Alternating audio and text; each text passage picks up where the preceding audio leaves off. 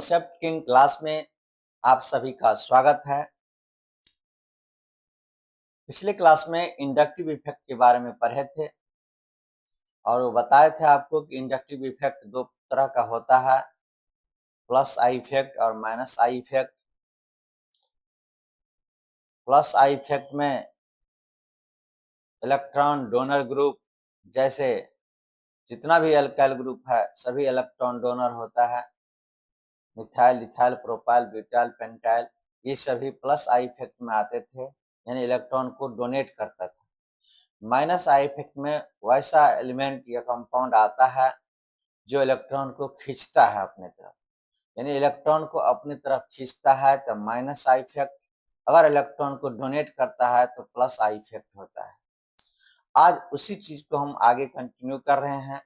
ये जो inductive effect हम लोग पढ़े, इस इंडक्टिव इफेक्ट का क्या काम है, क्या जरूरत है, क्यों हम लोग इंडक्टिव इफेक्ट ऑर्गेनिक केमिस्ट्री में पढ़ते हैं।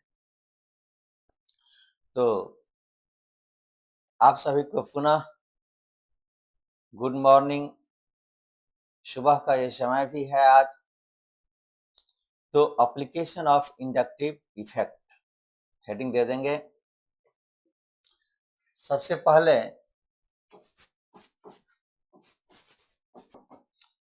Reactivity of alkyl halide. एक चीज आप जानेंगे कि एल्काइल हैलाइड एल्केन से ज्यादा रिएक्टिव होता है, पढ़ना है ये। एल्काइल हैलाइड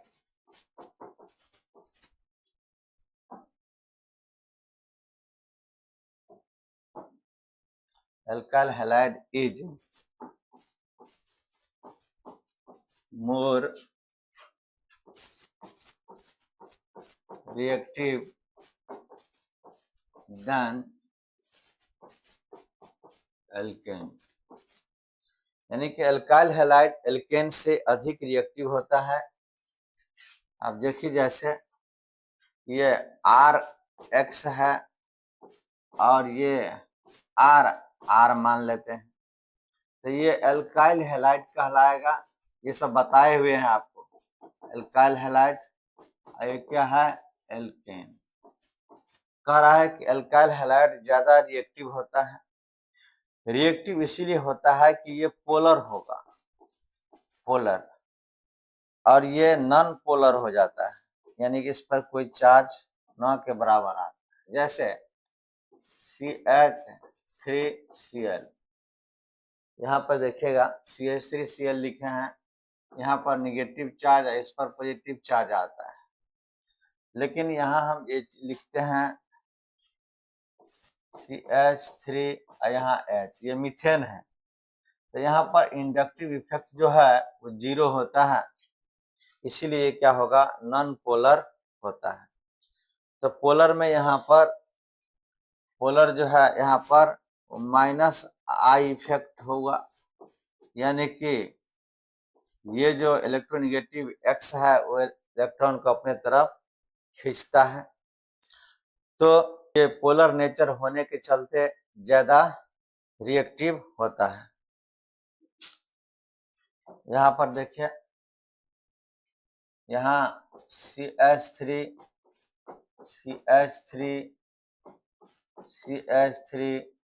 यहाँ X में यहाँ पर हेलोजन है, यानी X के जगह पर फ्लोरीन, क्लोरीन, ब्रोमीन, आयोडीन भी होगा।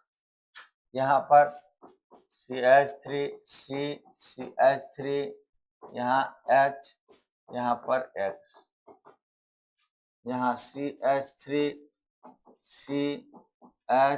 यहाँ H, यहाँ X। तो ये 1 डिग्री अल्काइल हैलाइड, ये 2 डिग्री अल्काइल हैलाइड और यह 3 डिग्री अल्काइल हैलाइड। तो इस केस में अगर देखा जाए तो 3 डिग्री अल्काइल हैलाइड ज्यादा रिएक्टिव होता है, ज्यादा क्रियाशील होता है, क्योंकि मैक्सिमम आई प्लस होगा। इंडक्टिव इफेक्ट में प्लस आई इफेक्ट यहाँ पर मैक्सिमम है, तो ये ज्यादा रिएक्टिव होगा। More plus I effect. Plus I effect क्या है? ज्यादा है, इसीलिए क्या होगा, ज्यादा रिएक्टिव होगा।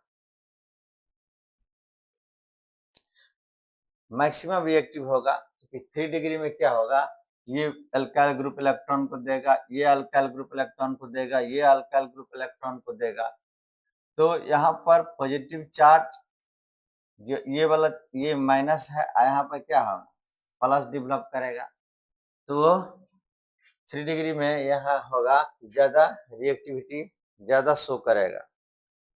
रिएक्टिविटी ऑफ अल्काइल हैलाइड यानी क्वांटिटी ऑफ चार्ज के डायरेक्टली प्रोपोर्शनल होता है, और स्टेबिलिटी क्वांटिटी ऑफ चार्ज के इनवर्सली प्रोपोर्शनल होता है।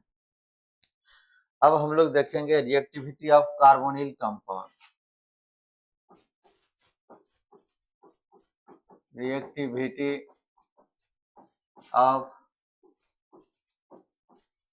कार्बोनिल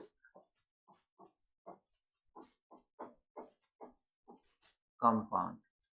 कार्बोनिल कंपाउंड यानी कि जिस कंपाउंड में ये ग्रुप लगा हुआ रहेगा ऐसे, उसको कार्बोनिल कंपाउंड बोलेंगे। अब reactivity of carbonyl compound directly proportional to quantity of positive charge of on sp2 carbon, यानी कि रिएक्टिविटी ऑफ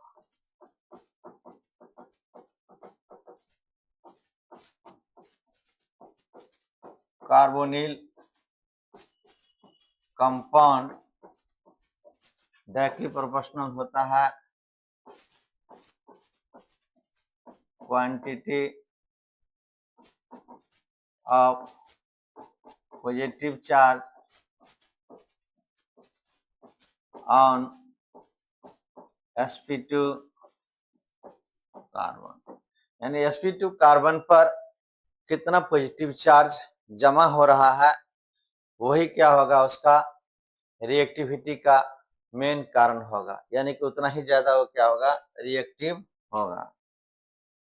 यहाँ देखिए C डबल बॉन्ड O, यहाँ H, यहाँ C, यहाँ Cl, यहाँ Cl, यहाँ Cl। ये क्या करता है, अपने तरफ इलेक्ट्रॉन को खींचेगा, यहाँ चार्ज डेवलप करेगा। यहाँ देखिए H, यहाँ C डबल बॉन्ड O और यहाँ H।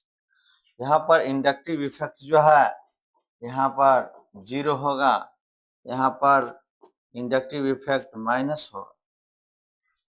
इस तरह से यहाँ हम लिख सकते हैं CH3 C double bond O और यहाँ H। यहाँ लिख सकते हैं CH3 C double bond O और यहाँ CH3, यानी कि sp2 कार्बन, ये कार्बोनिल जो है ये वाला पार्ट ये है sp2 हाइब्रिडाइजेशन होगा सबका। इसमें क्या होगा, ये इलेक्ट्रॉन को यहाँ पुश करेगा, ये इलेक्ट्रॉन को यहाँ पर क्या करता है, पुश करता है, ये इलेक्ट्रॉन को इस तरह से पुश करेगा। तो इलेक्ट्रॉन को यहाँ पर ये पुश कर रहा है, यहाँ पर ये इलेक्ट्रॉन को खींचेगा। इलेक्ट्रॉन को जैसे ही खींचेगा तो इधर नेगेटिव चार्ज आएगा तो यहाँ प्लस चार्ज आएगा, लेकिन यहाँ इसके विपरीत होता है। यहाँ इलेक्ट्रॉन क्या करता है, देता है, तो यहाँ नेगेटिव चार्ज डेवलप करेगा। यहाँ पर इलेक्ट्रॉन देता है, इधर से भी दे रहा है, इधर से भी दे रहा है, तो यहाँ नेगेटिव चार्ज डेवलप करेगा। तो यहाँ पर नेगेटिव चार्ज ज्यादा मात्रा में होगा, यहाँ पर भी नेगेटिव चार्ज इसके तुलना में थोड़ा कम होगा, यहाँ नेगेटिव चार्ज इसके तुलना में थोड़ा सा और ज्यादा हो जाएगा, यानी कि नेगेटिव चार्ज जो है यहाँ पर है।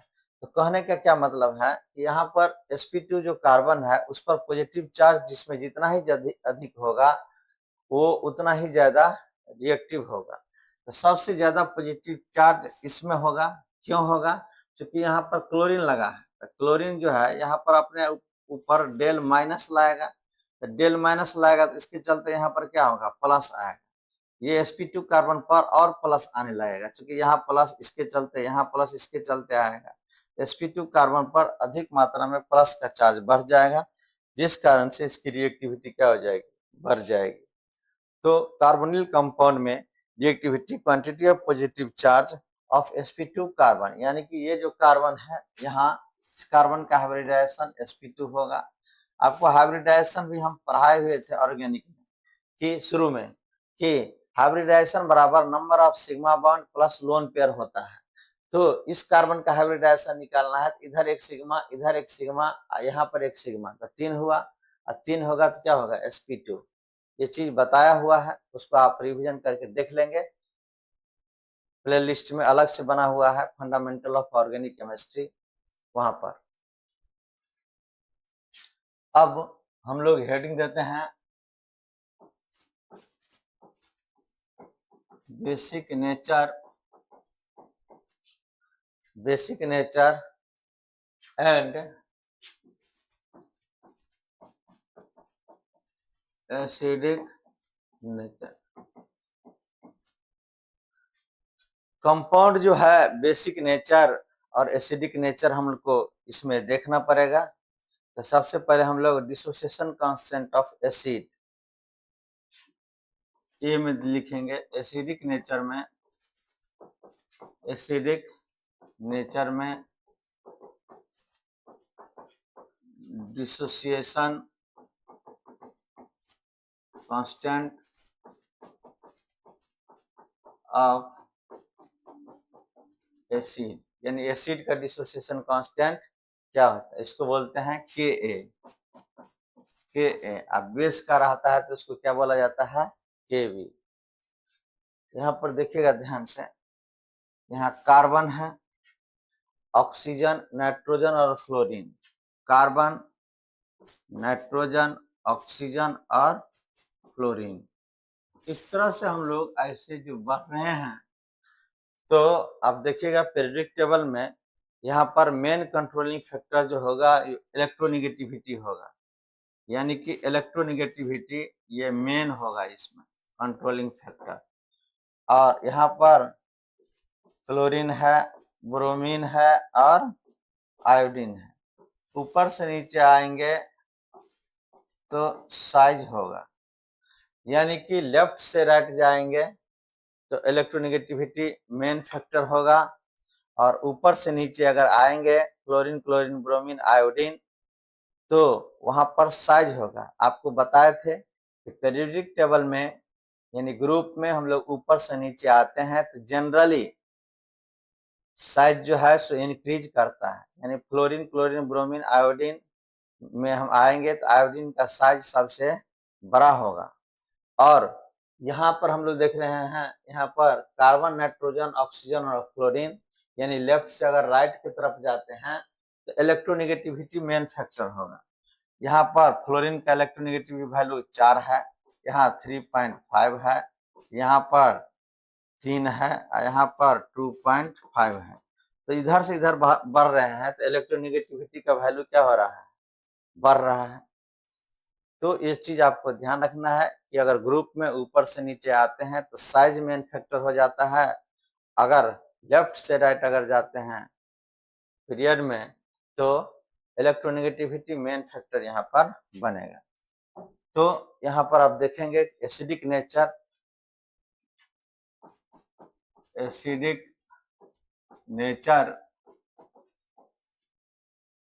के ए डायरेक्टली प्रोपोर्शनल होगा EN के, इलेक्ट्रोनिगेटिविटी के।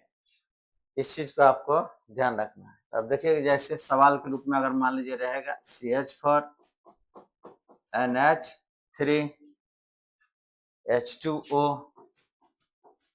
और HF, इस तरह से रहा है। यहाँ पर देखिएगा कार्बन, नाइट्रोजन, ऑक्सीजन और फ्लोरीन।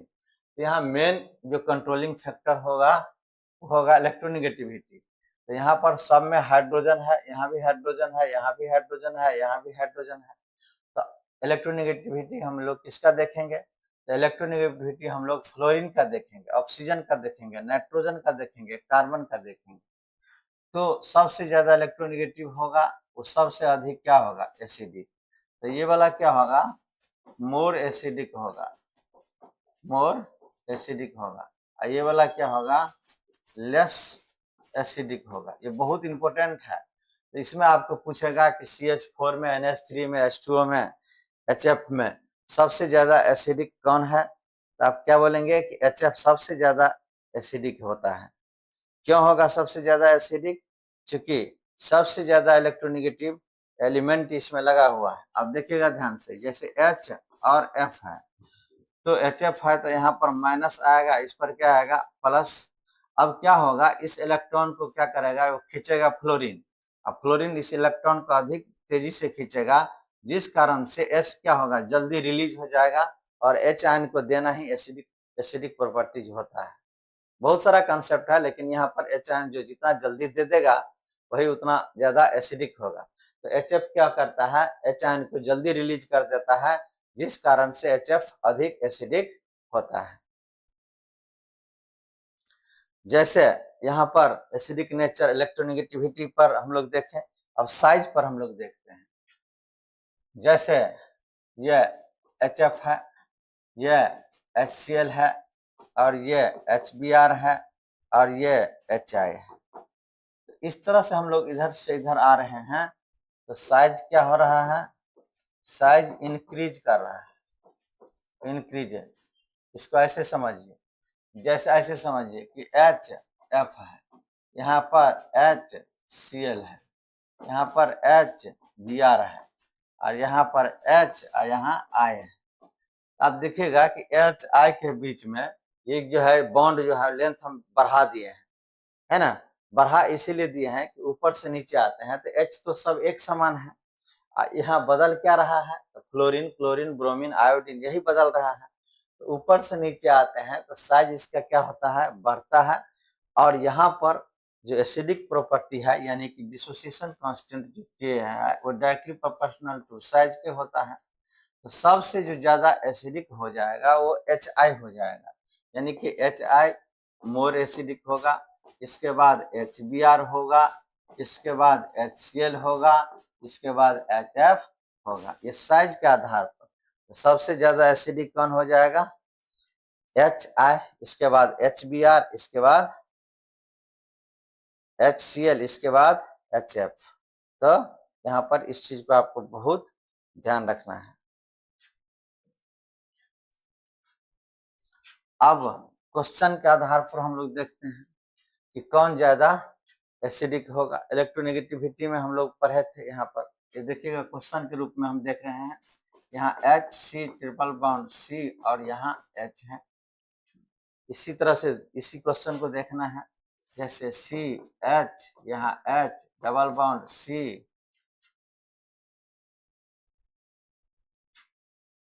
H और यहाँ H है।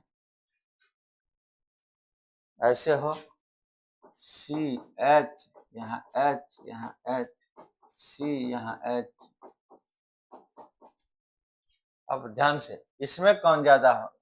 यहाँ पर देखिएगा, इसका हाइब्रिडाइजेशन sp होगा, इसका हाइब्रिडाइजेशन sp2 होगा, और इसका हाइब्रिडाइजेशन sp3 होगा। अब ये चीज समझना है कि आपको हम बताए थे कि sp हाइब्रिडाइजेशन होगा तो इसका इलेक्ट्रोनेगेटिव वैल्यू 3.25 होगा, इसका 2.75 होगा, और इसका 2.5 होगा। अब ध्यान से देखेगा, ये क्या करता है?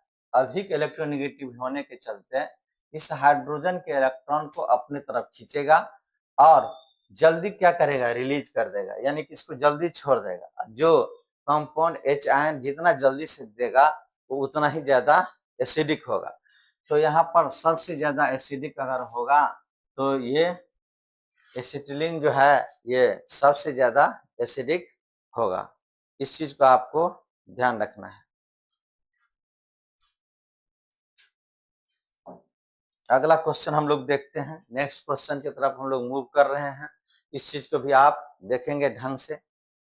यहाँ पर हम लिखे हैं CH3CH2OH, ये 1 डिग्री अल्कोहल है। यहाँ पर CH3CH, यहाँ CH3OH 2 डिग्री अल्कोहल है, और यहाँ 3 डिग्री अल्कोहल लिखे हैं CH3CH3 और यहाँ OH। इस तरह से ये बना हुआ है 1 डिग्री, 2 डिग्री और 3 डिग्री। अब ये जो एसिडिक नेचर है वो डिपेंड करता है प्लस आई इफेक्ट पर और माइनस आई इफेक्ट पर, यानी कि के ए डायरेक्टली प्रोपोर्शनल होगा माइनस आई इफेक्ट के और इनवर्सली प्रोपोर्शनल होगा प्लस आई इफेक्ट के। तो जिसमें प्लस आई इफेक्ट ज्यादा होगा वो एसिडिक कम होगा।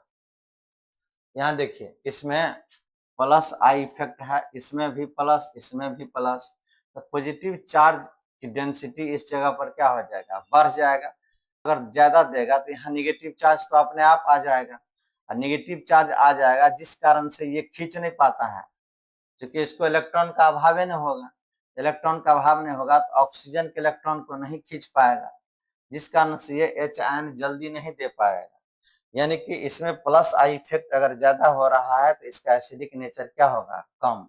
यहाँ प्लस आई इफेक्ट में दुई गो है, यहाँ पर प्लस आई इफेक्ट में एक है, तो यहाँ पर सबसे ज्यादा एसिडिक ये होगा, इसके बाद ये, इसके बाद ये।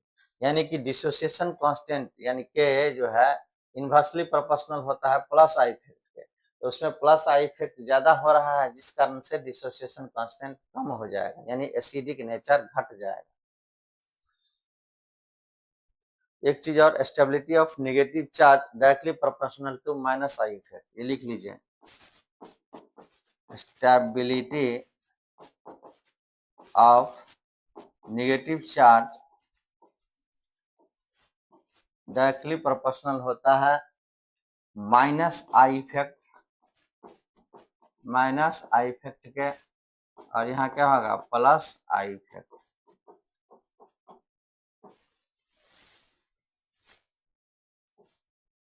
प्लस आई इफेक्ट और माइनस आई इफेक्ट के, यानी कि negative charge, stability of negative charge directly proportional to minus I effect और inversely proportional to plus I effect.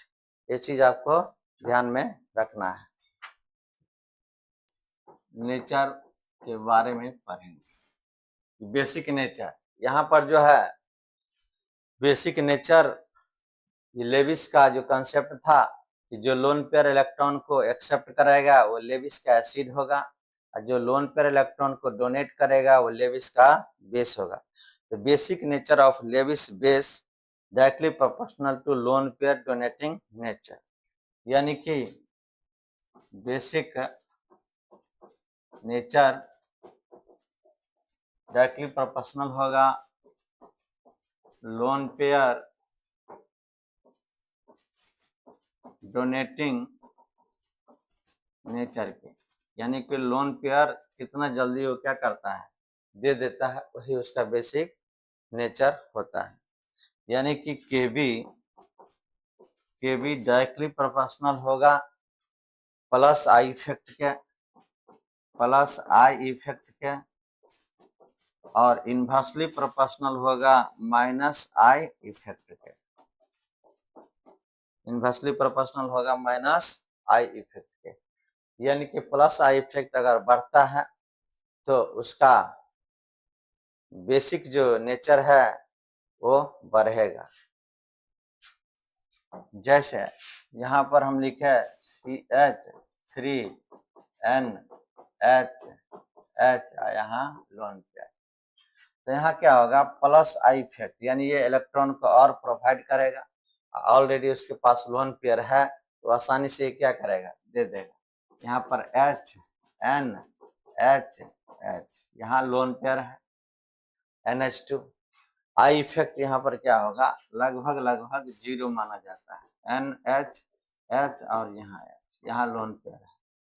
अब देखिएगा ध्यान से, ये क्या करता है, आई इफेक्ट पॉजिटिव है, इसमें आई इफेक्ट 0 माना जाता है, और ये इलेक्ट्रॉन को खींच रहा है, तो आई इफेक्ट जो है यहाँ नेगेटिव है।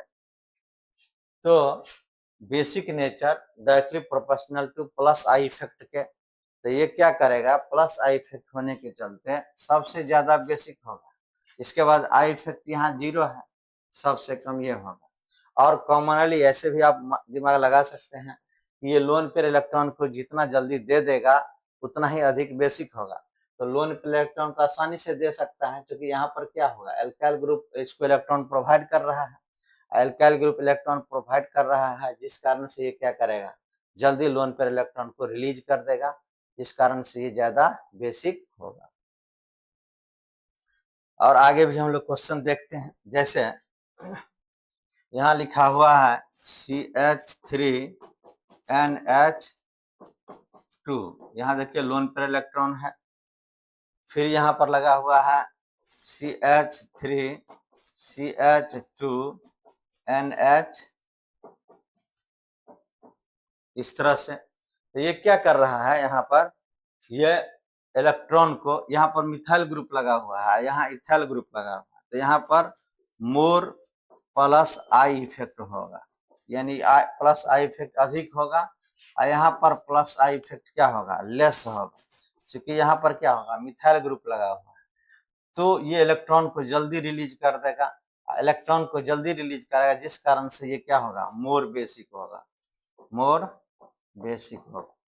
इस चीज को समझना है, ये ज्यादा बेसिक होगा और ये क्या होगा, कम।